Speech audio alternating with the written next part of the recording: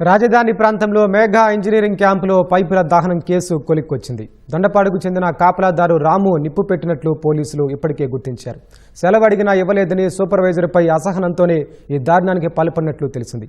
పని ఒత్తిడి తట్టుకోలేకే ఈ పని చేసినట్లు సమాచారం. ఘటనకు 2 రోజుల ముందు తమ బంధువు ఒకరు చనిపోతే సెలవు కావాలని సెక్యూరిటీ గార్డు రాము అడిగాడు. కానీ సూపర్వైజర్ ఇవ్వలేదని తెలిసింది. ఈ విషయమై ఇద్దరి మధ్య 2 సార్లు గొడవ జరిగిందని సమాచారం.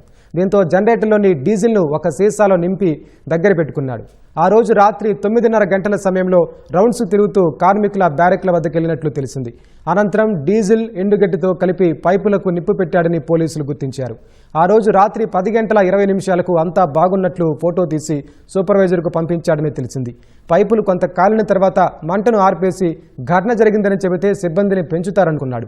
తనపై ఒత్తిడి తగ్గుతుందని సెలవులు ఇస్తారని భావించినట్లు సమాచారం. కానీ మంటలు ఆర్పడానికి ప్రయత్నించి విఫలమైనట్లు పోలీసులు గుర్తించారు.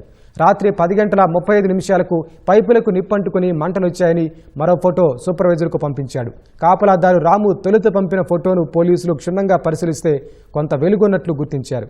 దీని ఆధారంగా దర్యాప్తు చేయగా రాము నిజం అంగీకరించినట్లు సమాచారం. 3 రోజులుగా నిందితుడిని వివిధ కోణాల్లో విచారించారు. రాము సెల్ ఫోన్ కాల్ డేటా పరిశీలించి కుట్ర కోణంపై ఆరా తీశారు.